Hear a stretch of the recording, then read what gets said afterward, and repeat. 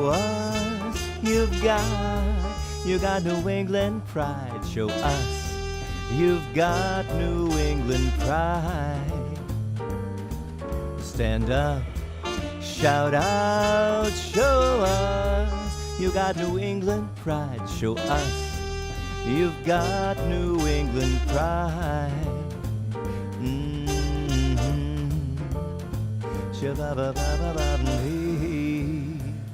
New England pride. Hey kids, and welcome to the first episode of Season 3 of New England Pride TV. Can you believe it's been 3 seasons? I know, it's so wonderful. High five on that one, baby. High five. First of all, I didn't introduce you to my co-host. This is the lovely Tina. And Tina is, as I always say, the backbone of this show. She gathers lots of information. She helps us promote. She helps us book guests. So it's thanks to you. Thank you for all you do. I'm glad to help with whatever I can. And thank you at home for watching, because we now go out to almost 2 million homes. We are airing in stations all over New England now. And if you're watching on the Cape, welcome to New England Pride TV. Welcome. And Portland. Hello, Portland. We recently added you because this will air there for the first time, so It's very exciting. Very excited. And hopefully we're making a difference in the community. We get wonderful fan mail, so thank you for sending us private messages and fan mail. If you would like to see a specific subject matter covered on New England Pride TV, just go to our New England Pride TV Facebook page, NE Pride TV on Facebook, like our page, send us a message about how much you absolutely adore us. Yes. Yes. And want to see a certain subject matter covered on the show. If you have any feedback, comments, questions, or concerns. I feel like I've said that before. Yeah, we're here for you, you know. We're going to start off the show. We'll also have to thank our sponsors, because without our sponsors, we wouldn't be here, and sponsors are so important. I recently got a gift from the Hanover Theatre, which is their Broadway series gift, and it's one of the things that I think would make a great gift for you to give to somebody else, or even give a gift to yourself. By just 8 payments of $66, you can get tickets to see Broadway caliber shows at the Hanover Theatre. They've got A Christmas Story musical, they've got Cabaret, they've got Something Rotten, The Jersey Boys, which I saw and which are fantastic. Rent is coming back. It's the 20th, can you believe it's the 20th anniversary tour of Rent? That's amazing. That was a huge mega hit back in Broadway. Bright Star, The King and I, and many, many more. All those things are coming to the Hanover Theatre, and we love the Hanover Theatre for supporting us, as well as you for supporting us, because you stop us on the street and tell us how much you like the show. I love New England Pride TV. And how much you love Lady Sabrina. My favorite is Lady Sabrina. That was an awesome segment, Yes. We're going to start right off with our Pride Pets segment, because of Pride Pets, we've been able to find many homes for some little furry friends. Yeah. So this month, we're featuring Dog Orphans Incorporated, or Inc. They were founded over 40 years ago by a small group of animal lovers dedicated to saving dogs from pain and suffering. Dog orphans house stray, homeless, and unwanted dogs until suitable, permanent homes are found. Dog orphans teach and promote the importance of responsible dog ownership. That's so important. Yes. If you want to reach out to Dog Orphans, Inc., you can call them at 508-476-1855. And you can also go to their website, which is dogorphans.com. So we have a jam-packed show coming at you right now. New England Pride TV is brought to you by the Hanover Theatre for the Performing Arts, Remax Vision, Bay State Savings Bank, Safe Homes, Joseph Gonzalez Dofrane, Boston wedding photographer, Paul Chasen Interior Design, Nuovo Restaurant, Creative Cabinets, Dr. Frank P. Fetchner Plastic Surgery, Fallon Health, making our communities healthy, and Crown Bakery.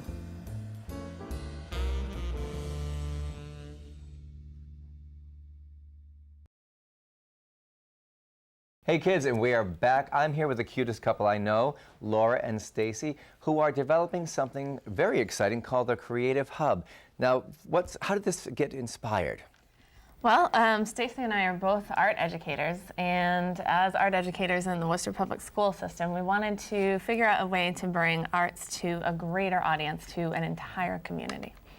Now, can you tell me and our viewers at home what will be happening at the Hub? Sure, I could start with our mission statement, which is as a nonprofit to provide affordable and accessible arts opportunities for the entire community with a focus on at-risk and underserved youth.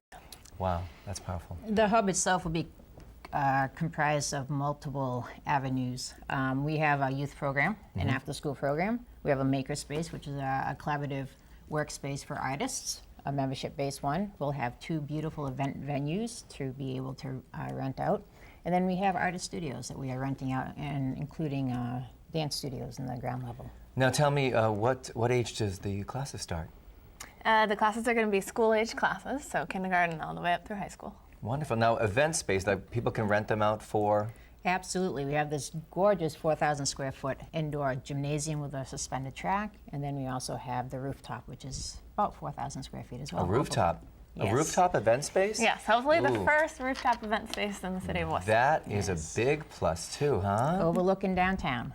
So. Now, you're trying to, what I'm trying to say is you fund a need, you're trying to fund this, and how is that going for you? It's great. So we had phase 1. That was the first step for our project, and we closed on the building and the parking lot this past April. So that was huge for us. And now we're fundraising for our capital campaign. That's for the construction of the building. The building was an old boys club on Ionic Ave in Worcester. It was built in 1914. So it needs complete restoration. And you can help support our project by going to creativehubworcester.org and donating to our Go Get Funding campaign. It's so inspirational too for the art community. Art has just exploded in the Worcester, Central Massachusetts area. Really, Yes. it's everywhere now between powwow and what you guys are doing. And so one of the things that I wanted to ask you is, being a musician myself, will music be included in any of these art spaces too? And Yes, absolutely. We've got a couple different avenues for music. We have the event spaces that musicians and bands can rent out to have their own events on. And then we also have people like sound engineers who are renting studio spaces. that is very cool. Yes. Now, will there be people there teaching sound or any kind of? Many of our tenants who've already signed on are interested in teaching as well. So that's we have a brilliant. filmmaker who wants to teach film, and then we also have some sound engineers who want to do some editing as well. Yeah, Creative Hub is really going to be an ecosystem, so every aspect of programming that we have is connected to a different aspect of programming. Now, one more question. I know it's a very quick interview. You're pressed for time. We're pressed for time.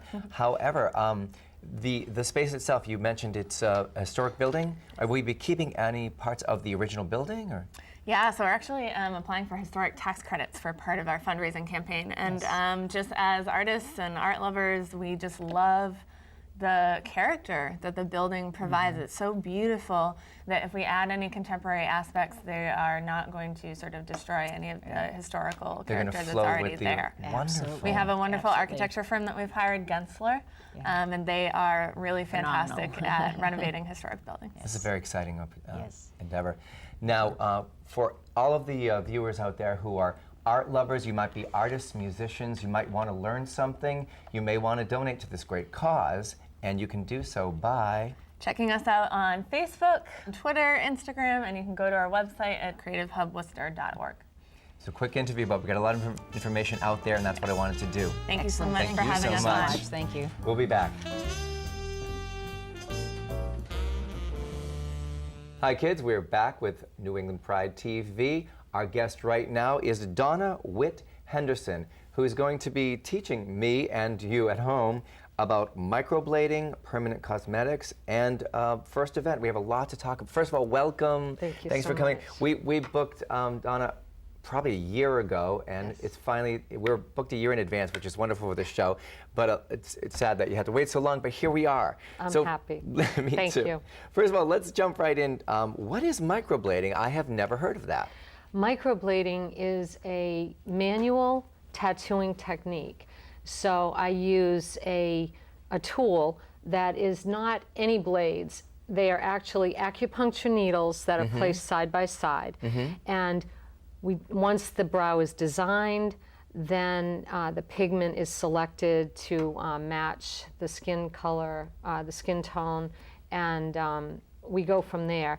And basically, I dip the tool needles into pigment, and then I hand draw so that they look like hair strokes. So each individual hair is basically a tattoo? Yes. Okay. Yes. But even though it's called blading, there's no blades involved? No blade involved, okay. no. And we're very, very concerned about bloodborne pathogen, sanitation. No microblader or permanent cosmetic technician can work in a salon, and if they are, it's a no-no. Okay. The Board of Cosmetology and Barbering do not want anything to do with us. And so we have to have private studios, and it's all governed by the state of Massachusetts, and then each city or town can adopt as much or as little of the rules and regs as they want. Now, getting back for a second, you said you draw on the brow, or is it do you I hand design. Is there a stencil involved or anything?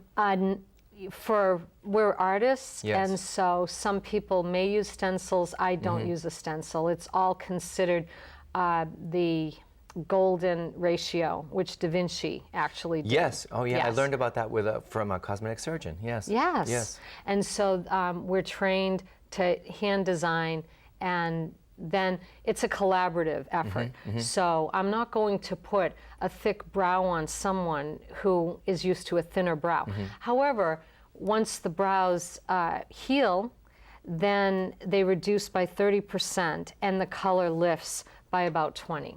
That's an interesting process. I wasn't aware of that. Yes, and then about 2 months after the initial procedure, then I provide a touch-up. And so then we fine-tune everything. Yeah, fine-tune everything. Now, is it drawn on like a little brush stroke, like each little hair stroke?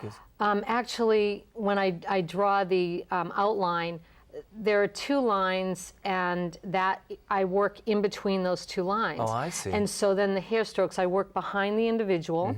So that's my field of vision. I'm working Right. basically upside down. Yeah, yeah. And then the hair strokes are placed front, top, bottom, and tail.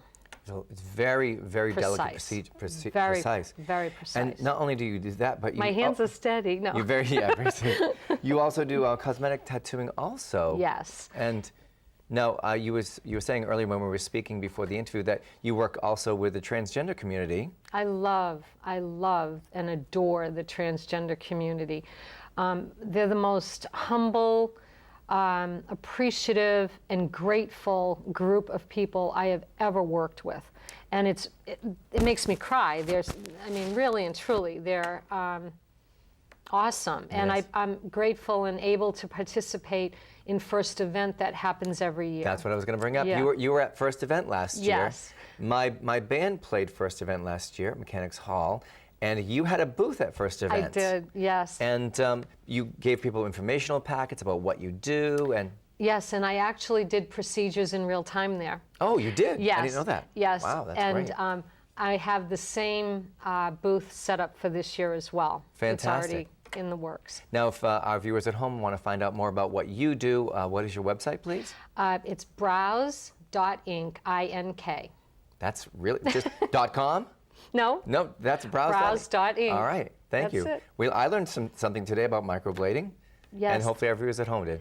And the other things that I provide as well, I do eyeliner and lipstick, lips. My lips are actually tattooed, and my eyeliner is Nice. as well. All right, Thank you. great. And then for women that have had breast cancer, I do 3D areolas. You do some good things. Yeah. All right, we'll be back with more right after this. Thank you. Hey kids, we're back with New England Pride TV. I'm here now with Liam Campbell, who is he's an extraordinary photographer. I first found out about you, Liam, because I was at a dinner party at a friend's house, and he had your book on his coffee table. And then I found out that you are from Providence, and I've said I've got to get him on the show. So welcome. Thank you. Welcome to New England Pride TV. Cheers. Now, how did you come about with the idea of this book? First of all, tell everybody at home what the name of the book, your books are. Okay, so it's called Elska, or Elska Magazine. Elska Magazine. Now, what does Elska stand for? It doesn't stand for anything. It's a word. It means love in Icelandic. Now, are you from Iceland? Nei, ég ekki frá Íslandi. Is that a no? Yeah, it means no, I'm not from Iceland. But you just fell in love with the word? It's the first country I ever traveled to outside, and I just fell in love with travel from that point. And so that I did it thought for I you. wanted to take it for that, yeah. Now, how long have you been such an extraordinary photographer? Oh, well, I did photography in college, but then... So just 2 years ago? Okay, right, got that. But I didn't use it professionally, and then I took a job as a flight attendant because I love to travel. And that got me doing so much photography every time we lay over in a different city. And then I thought, maybe I could make a book of some of the photos I take of guys when I travel. Your journey, yeah. Yeah, and then I decided, sure, I'll make it like a magazine. So it's like a little book. You see it? There you go. Thank you very much. They're like a bookazine. So it's a magazine and a coffee table. It's a bookazine. It's a book, but it's a magazine because there's a new one every 2 months, and you can subscribe to it. And, I can subscribe to this. Yeah. And one comes to my door once every 2 months. Every 2 months, And it's full of interesting people. Yeah.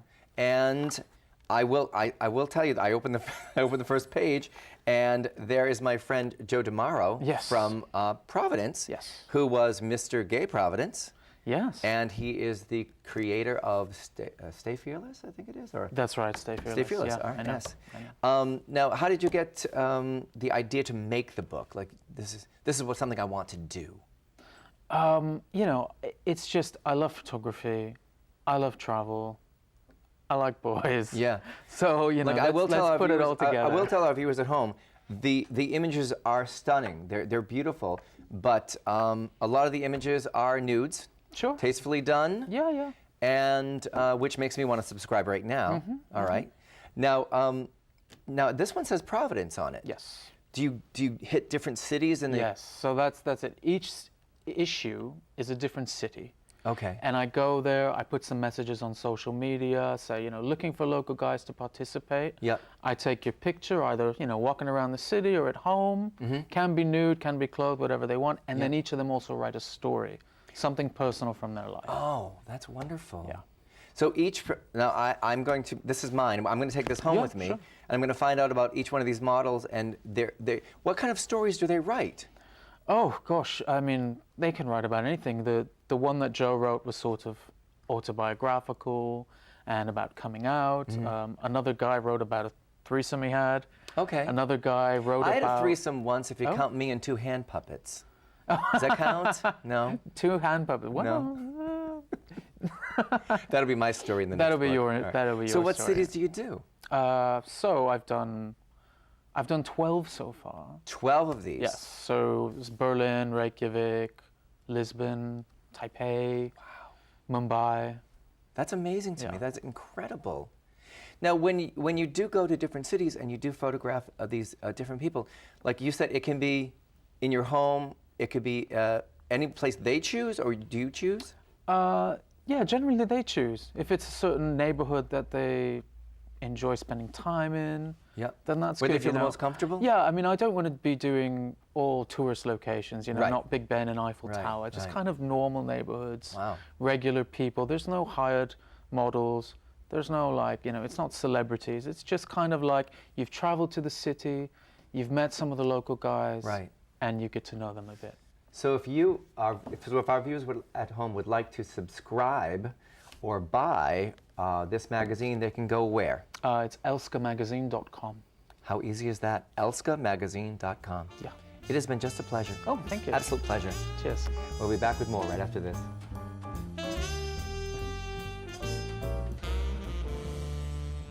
Hi everyone, it's me, Miss Lady Sabrina. And instead of doing a letter, I think that we're just going to talk about expectations.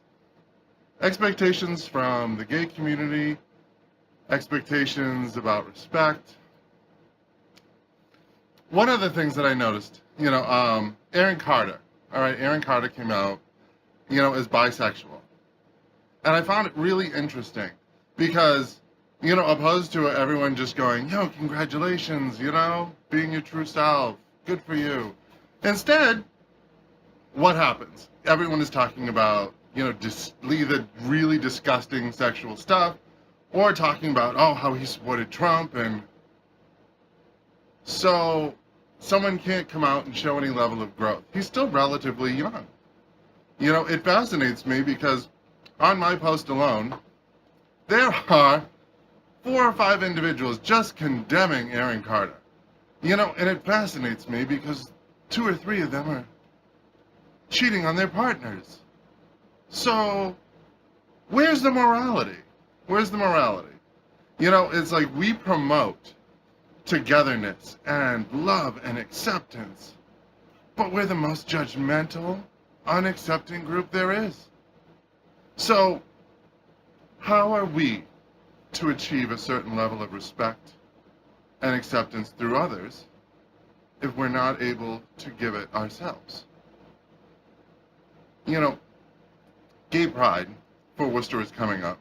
And, and there are all these great events and community things and painting sidewalks and yet we still can't get it together on the most basic things. Supporting someone or supporting anyone who decides to live their true self despite of their life before. I mean, how many in the gay community were married before? How many have children, through a heterosexual relationship? We don't see them as damaged. We don't see them as less than. We see them as someone who came out later in life. So, my question to everyone would be this. What exactly do you stand for? Because if you don't stand for something, you'll fall for anything. Do you stand for peace and inclusion and love? Or do you stand for only if it's for me? I really hope to see you all at Pride. I really hope, to see a lot of friendly faces. But I really do want people to think about, what is it that you really believe in? And if you really believe in it, then I suggest you start living it. And if you want to just be nasty, at least have the common sense to keep your mouth shut. All right, I love you all. And I can't wait to see you all at Pride. And I hope this finds you well. Love and light, Lady Sabrina. And now it's time for the segment we like to call Out with Joe and Teddy. What do you have for us this month? Well, actually, we're taking a look at social groups. Social groups had their heyday prior to the internet and even into the internet for a few years, but they really lost a lot of steam and membership as the social media platforms took off. But we see a increase in social groups, and we're going to take a look at Chiltern Mountain Club, which is the oldest LGBTQ social club that is in New England, in the country for that matter, began in 1977. So we're going to learn a little bit about it and why its membership is coming back. Great, let's watch. Welcome to this edition of Out with Joe on New England Pride TV. And this month we take a look at a very large outdoor social club. And joining me from the Chiltern Mountain Club is Maury and Scott. Welcome. Welcome, thank you. Maury, thanks for joining us. Glad to be here, thank you. Well, we're talking about an organization that began 40 years ago, and it was to fill a void, and that was a lack of organizations for the LGBT community that didn't have any outdoor hiking, camping type organizations. Tell us a little bit about the beginning days. Well, in the early days, our founder Sturgis was in Boston trying to find some outdoor things to do. He scheduled an event, and no one showed up on the first event. Don't you hate when that happens? I hate when that happens, but when it's something you like to do, you try it again. And he did it a second time and got some friends to join. And the more he did it, the more people joined. And when we hit our heyday, we had about 1,000 members and had a couple hundred at events as we did things. And as any social group has experienced, the invention of the internet and all the apps has, well, taken or siphoned off from social groups. But you've seen a little bit of a resurgence here, Murray. We have, and we're happy about that. We promote it as much as we can. We're glad of this opportunity. I think people are making different choices these days about things that they're willing to be members of, partly for the time commitment and also even for modest financial commitments. People don't just sign up because, for no good reason. So we're looking for people who are really going to take an interest in the club, lead events from time to time, and just make the thing thrive. Well, you guys just finished one of your big annual events in Maine, just got wrapped up with that. Yes, so we do events in all 6 New England states. We did the event in Bar Harbor in Arcadia Park just this past couple of weekends. There was hiking, there was some biking. We have a big lobster fest. There's different things at different times all year round for the children. And what is the membership? What is the financial commitment or dues that you would pay, Murray? It's very modest. I mean, it barely covers overhead. The membership dues are $25 a year. Most events are free, and events that have a fee are really just to cover the costs of that event. We have some other costs that we cover through the membership fees, like internet expenses and that sort of thing. But otherwise, I think for most people, the decision is really not about whether or not they can afford it. That's right. And it's very inclusive, right, Scott? It's open to everybody, and it's something you can do as much or little as you want. Yes, and so we open to all genders, all orientations. There's no sort of test. We actually don't even have to be a member to attend events. You register on the site, sign up, go on a couple events. All right, and what we'll do is we'll put this information on the Out with Joe site as well as New England Pride TV site, so you can check it out, and we'll link it over to you. And again, it's open to everyone. You don't have to be a member, but if you enjoy the outdoors, hiking, camping, even water-type sports, then Chilton Mountain Club is worth checking out. For New England Pride TV, along with Murray and Scott, and of course Teddy, I'm Joe Mangiacotti. Sadly, once again, we've come to the end of this episode of New England Pride TV. It was jam-packed full of great information. I hope you learned something. I know I did. How about you? Did you learn anything? Yes, the microblading. Yeah, I didn't know about that either. Interesting. Yeah. Now, why don't you tell our viewers at home, Tina, what you've been up to? I do a little segment inside the show Out with Joe for WCRN Radio every Saturday morning, 8:30 on your AM dial. At 7:30, and it's called the Music Minute. And I go to different clubs and I promote the bands and the venues that are playing in the area for the weekend. Fantastic. So you find out everything that's going on, right? Yeah, and I let you know. And I mentioned at the beginning of the show that I'd like you to go please like our Facebook page, NE Pride TV, and our website, newenglandpride.tv, and we just got a Twitter account. It's New England Pride 1. So simply go to Twitter and find out about what's happening with us. You'll have all some information about what's happening around New England. And we'd like it if you'd follow us because we're just starting and we're newbies. Yes. We're newbies. Yeah. I've never been a newbie at anything before. It's been a long time since I've been a newbie at anything. But we'd like to thank our guests. We had Donna teaching us about microblading and permanent cosmetics, and her work with the transgender community, first event. We had Liam, this amazing photographer with that book. Such an interesting book. You really should check him out. And then we had Laura and Stacy, who were doing fantastic work with the arts community. That was great. Yeah. So once again, thank you for watching New England Pride TV, and please don't be afraid to shine your light because you may be shining the way for someone in need. That's right. Until next time, thank you for watching New England Pride TV.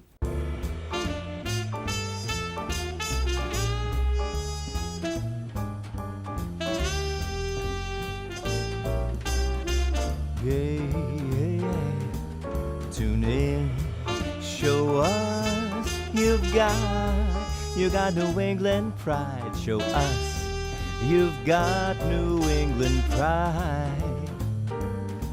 Stand up, shout out, show us you got New England pride. Show us you've got New England pride.